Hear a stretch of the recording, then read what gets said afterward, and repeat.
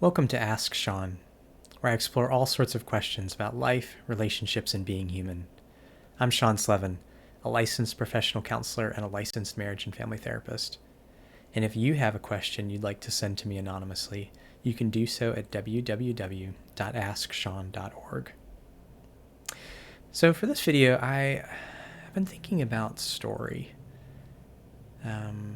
It's about to be Thanksgiving here. Tomorrow here in the U.S. Or as one of my Canadian friends joked, it's about to be Thursday. It's their Thanksgiving, and it happens at a different time, a little bit different time of the year. But yeah, I've been thinking about how, if I'm being frank, like I have had different Thanksgivings in different years. There have been some Thanksgivings that have been really hard, where somewhere I have felt terribly alone, terribly hurt. Some that have been very fraught, relationally, family-wise, whatnot. So thinking about that, and as I come into this Thanksgiving, where thankfully, no pun intended, I feel really good in a lot of ways. And there's a lot that truly I am grateful for. And so I've been reflecting on like the ways that that's different, and what makes for the difference there. And so this relates to this idea of story, and like, what story am I living in? And so I just thought I would reflect a little bit here on that with you all, and kind of see where we go. As is usually the case, I don't have a script for this time, although I think this is particularly not thought out in this instance, just more very much a seed of an idea. But yeah, I mean, for me, my wounding, I think all of us, right? Like our wounding, our childhood wounding, right? It gives us a template for how we see the world, how we think the world works, how we think life works. So in a sense, it gives us a story. Like this is who you are in the story. This is who other people are. And this is how you relate to them. They relate to you. And there can be, depending on our background, there can be some things about that can be really good. And I guess we could say very true, like they're actually in line with what is, kind of how reality really works. But none of us have a perfect childhood. There's always gaps. There's always ways in which we didn't get some of what we needed. Sometimes that's in, like, the majority of our experience was a lot of, kind of deprivation and or abuse. Or maybe it was, more of a mix where there was some really good, but also some not so good, and, some bad, some yucky. And so those pieces of the story, that's where there's some distortions, right? So like, one of my distortions, is around, trying to think how I would put it succinctly. And really, because there's several different distortions, so I'm kind of just trying to decide which would I use for this example. I mean, I guess, thinking about like abandonment, kind of the story that I kind of grew to know and then continue to tell myself is that people aren't going to be there. That I can't really count on people to be there to stick with me. And so here's where this gets tricky, right? Like, there is real pain and there's real wounds and really hard things. I mean, many, many, many years worth of therapy that I've been in working through the pain of, right?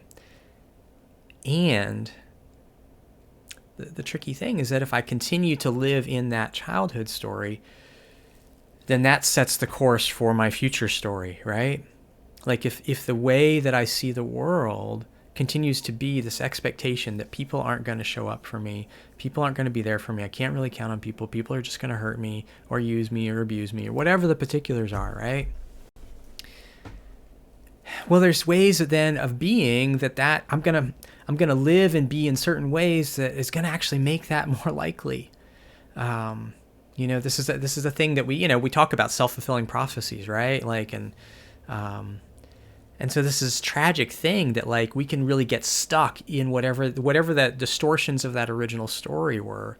We can get stuck in those, and we keep living in that tunnel, unable to see that there's actually a bigger world outside of the tunnel that isn't perfect, right? Like that actually still has hard things, and ways in which we are going to be hurt, maybe be rejected, abandoned, whatever, but also can have so much good and beauty and love and kindness and acceptance.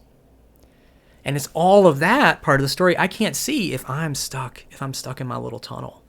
If I'm just like, if I'm doubling down on this is how the world is because this is how it was and this is how it'll always be, then the really kind of scary thing is like, that is what will be my world then. Because that's both because I'll live in ways that like perpetuate that, but also because I won't be able to see anything else. If I'm determined to live in this tunnel, like our minds are very powerful. Like we can filter out a lot. And so we are unfortunately really good at filtering out the good, like as in ignoring it.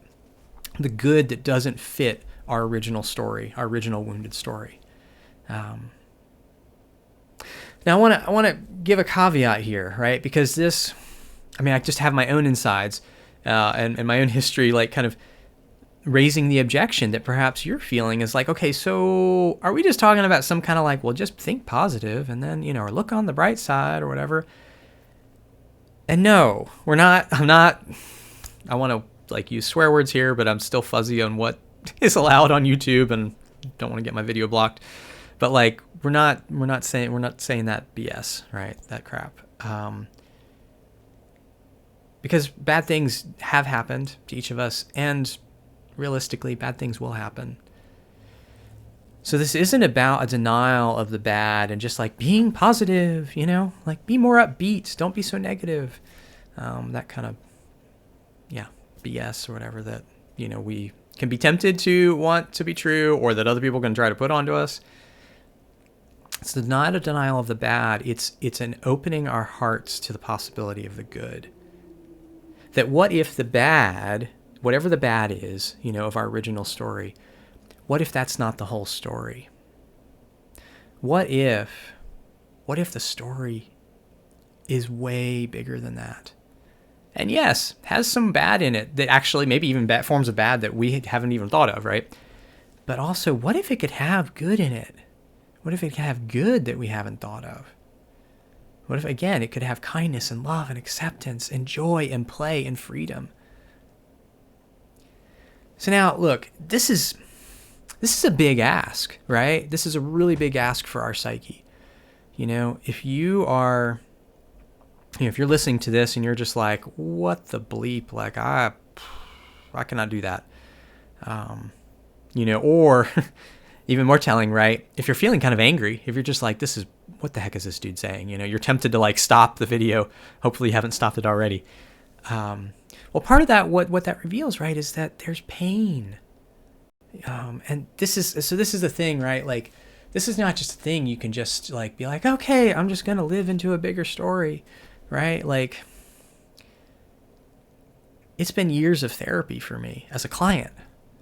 Many, countless tears. I don't know how many, buckets of tears or whatever, right? Like, I don't say that to discourage you or overwhelm you, but just trying to do justice to the fact that whatever your pain is, like, it's gonna take some work, right? Like that's what makes it so hard to break out of whatever our original wounded stories are, is that pain is still in us and it's still not been met enough. It's still there's enough unhealed spots that it's like, I gotta stay within this because this is what I know, even though this has elements to it that are miserable, even though it's a small little world to live in, it's a narrow little tunnel, like I can't even totally, stand up straight in it, right? Like, even though that's the case, it feels like home. I mean, in a lot of ways, literally, it does feel like home. It's, it's what we knew from home. So this is not a quick thing. But it is a doable thing. It is something that we can grow and heal through. Now you need support, right? Like I can't do this alone. I have to have, I've had really good counselors in my life. I've had some bad experiences with counseling too, but in terms of like the people who have helped me with this, I've had some really good counselors. And I've built, kind of a community around me. I've gathered a community around me of like really good friends who have walked with me. And that's been challenging, right? Like it's been challenging to let myself trust people more and more. That's been part of like letting my story expand, like, letting it get bigger, to like make space for the ways in which actually there are people who love me and who can be kind to me and who can show up for me in the ways that I need. Not even, and I guess I want to clarify, it's not even that when I say the ways that I need, it's not even that like anybody is like being everything and exactly that I might want to need. Like that's the interesting thing is like nobody's actually done that for me. Like nothing, there's not been any like magic moment where everything's been perfect. Like even in therapy, it's not perfect.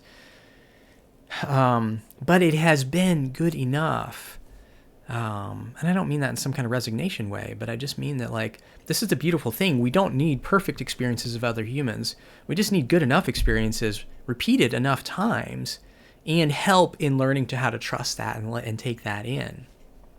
And thank goodness, right? Because I don't know about you, but I haven't met any perfect humans. Like, I know I'm not. And as far as I'm aware, I'm very persuaded that there are not any other perfect humans on this planet. So thank goodness it's like that. We don't actually need perfection. We don't need someone to perfectly get us or perfectly show up, but just show up good enough and repeatedly enough and have enough repeated experiences, across a variety of people, that we can be helped to expand our story. I guess thinking about Thanksgiving and the ways in which I'm kind of marveling in my own journey of like, even as there's still healing, I mean, there was things in my own therapy this week that was like, oh wow, there was tears and there's some pain and some stuff I need to do some more work with. Like there's also ways in which I'm coming into this Thanksgiving really grateful, and that's such a curious thing for me. Like the parts of me that, I can remember so many other Thanksgivings that felt different. Where particularly probably around the holidays, that's the interesting thing too, is like, sort of our story can like, we might live different versions of the story at different parts of our life. And so I think, the holidays can be particularly charged. And so like, even if, thinking in past years where if there's times where maybe as I was getting healthier in a lot of my life, and then come into the holidays and it's like, ooh, okay, let me get back in my little tunnel of misery. Cause that's where there's still a lot of pain, that needs my attention. And where it could be hard to like sort of let in all the good, that was being offered to me. So I guess, an invitation to each of you. If you're listening to this, and there are ways in which you feel like really good and you feel like you're in a really good place, we'll be grateful for that, of course, first of all. And what would I want to say here?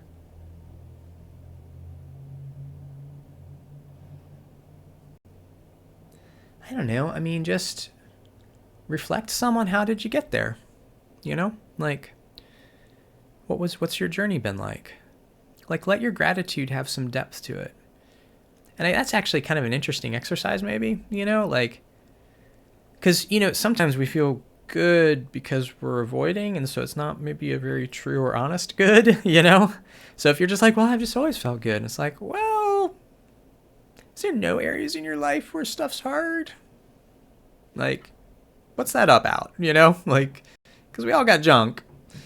So that could be an invitation to just kind of get honest with yourself. Like, if you're like, well, no, I just always felt good. Like, I mean, maybe you're some rare anomaly, that's had like a particularly good life, in which case I'm glad for you on that. But just be curious about, is there any parts of you that you aren't attending to? Are there any parts of you that actually are stuck in a tunnel, And maybe it's very subtle and very covert, maybe part of, the narrowness of your tunnel is like, I'm just going to be positive. And I'm not going to acknowledge that anything hurts. And if that's the case, like, see if you can like turn towards that a little bit, like don't leave parts of you locked in a tunnel. That's not very nice. And then, if you're someone where you're like, I'm feeling really good, I'm feeling really grateful coming into this Thanksgiving, and you're like, I can trace kind of some of my journey, how to get here. I haven't always felt this way. Like, spend some time reflecting on that. Like, yeah, wow, I did used to live in this really much narrower story. And my story has expanded. Like, I've taken some risks, and I've gotten support. And thank goodness. And let that really deepen your gratitude, like marinate in that, right? Like, like so many of us are going to like spend all sorts of energy like on, marinating food, for Thanksgiving. Like, let your own soul marinate in the richness of the hard work you've done and how that's helped you heal some. And then, many others of you, right? Like, you're watching this and you're like, I am not in a good spot, and don't feel like I have much, maybe anything to be grateful for.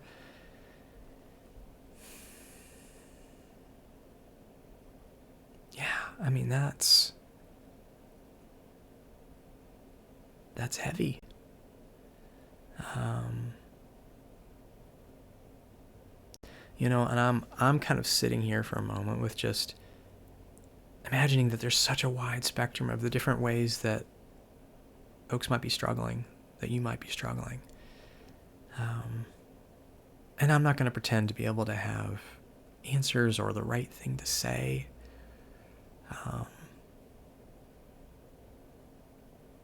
But I guess my impulse to pause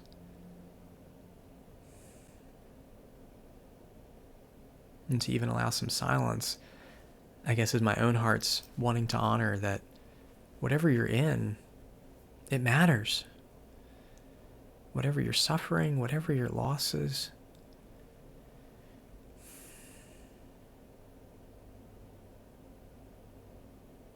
And I guess I would invite you, if it feels within reach, to wonder, to be curious about in what ways is the ways you're feeling now, here in the present, where does that have roots that go way back? Like, what aspects of it feel familiar? Like if everything's kind of gone to crap, kind of coming up on this holiday, is there something in you that says, well, figures, of course that it would? Because that right there, right? Like that's a story. That's hearkening to, there's a story that you're living in of like, this always happens to me. I'm not gonna get to fill in the blank, or of course such and such would happen. And so I guess what I would invite you to notice is just that it's not just that the present is hard, but there's also ways that this is hard because of how it echoes back to the past. And if that starts to feel overwhelming, don't force yourself to go into it, but kind of flag it, so that you can come back to it. And you need to reach out to somebody. You need to get a counselor if you don't have a counselor. Or you need a mentor. You need somebody who can walk with you in this. Because that history needs to be revisited. Because here's the thing. Like, it's not that my life is like all fixed. There are hard things. There are losses. There are things that aren't the way that I would like them to be. There are things that are vulnerable, that are scary, things that are uncertain. There are some things that I'm like, may never be what I long for. And that's not easy. What does help make it more bearable, though, so much more bearable, is the degree to which, as I've worked with that pain, my stories have been able to expand, and I'm able to take in the nourishment of good that is around me. And that's what we all need, right? Because goodness gracious, it is hard being human. It's wonderful and beautiful being human, but it's freaking hard. It's hard to live well in this world, whatever your context is, whatever your station in life is, like, it doesn't matter whether you have wealth or not. Not that that is inconsequential. Like, poverty is a real thing and is really difficult, so I'm not trying to make statements about that. I'm trying to say having wealth doesn't fix things, right? It doesn't fix things psychologically. It does make certain things easier for sure. But psychologically, like, the wealthy are like every bit as screwed up. And ironically, sometimes more so. So yeah, like, this isn't ultimately about kind of the things we have or whatever. It's about, do I have adequate support in my life to help me face the pain of what has happened, so that I can be opening my heart to the ways that the present isn't exactly like the past, right? So even though there's things in my life, in my present, that can still be hard and still be painful, still make me cry, still make me weep, things that can make me angry, things that can scare me, it's being connected to more of the good that helps my system overall be able to remember that this isn't an exact replay of childhood. It might echo to it, right? It might have little wisps of themes. But my adulthood is way freaking different than my childhood.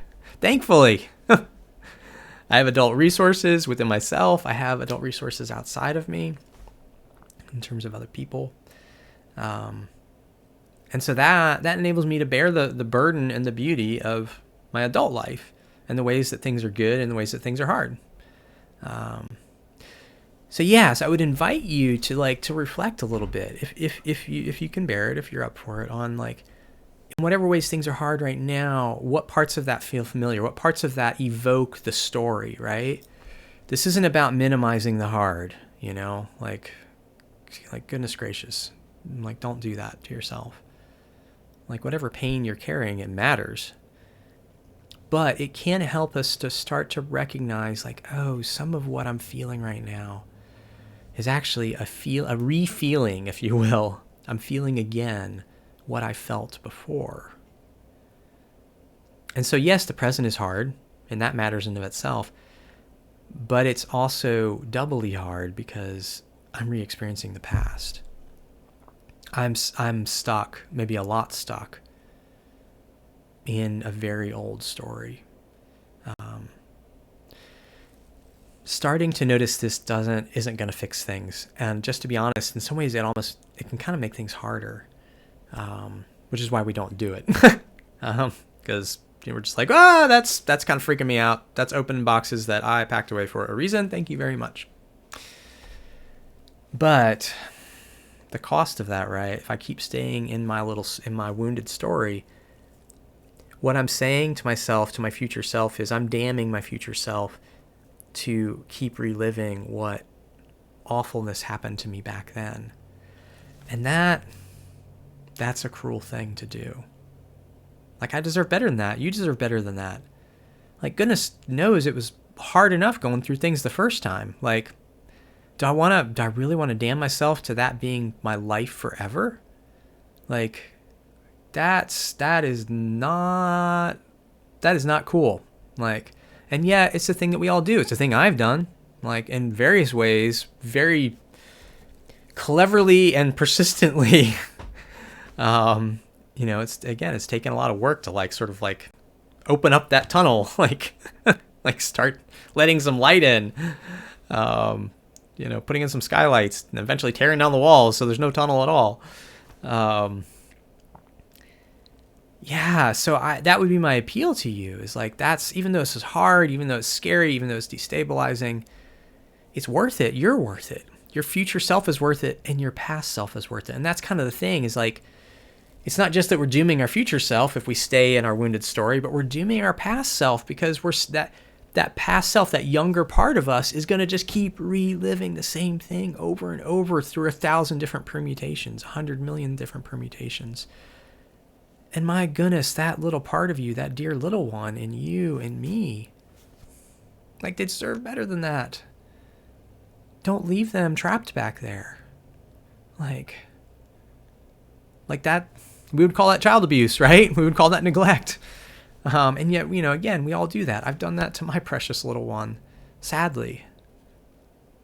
Some of my therapy with myself has been like learning how to repair that, how to repair that relationship with this precious little guy in me. Learning how to be there for him. So yeah, I invite you, wherever you're at, to reflect on what kind of story are you living in? What are the parts of the story that are able to let in the good, and be acknowledging of the bad? Like, that's sort of that's how you sort of check that you're not just sort of using the good to avoid the bad, right? Which then isn't a true story. That's a distorted story too, right? But ideally, the more that we're living into a more true story, we're able to let the bad and the good in. We're able to be present to it all. We're able to acknowledge, like, this thing from today was really hard or really hurt, and these other things from today were really beautiful and really good, and they're all parts of my day, parts of my experience, and they all matter. So be reflecting on what kind of story are you living in. What are the ways in which you're living in a story that's maybe kind of outlived its usefulness to you, maybe it's gotten a little cramped, you're like, I'm trying to, like, stand up straight, but I keep bumping my head on the ceiling of this dark tunnel that I'm in.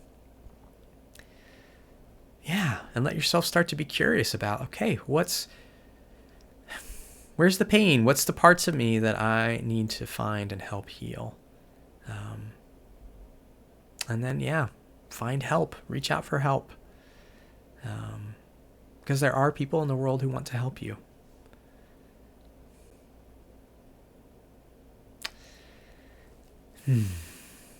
Well, until next time, peace be with you.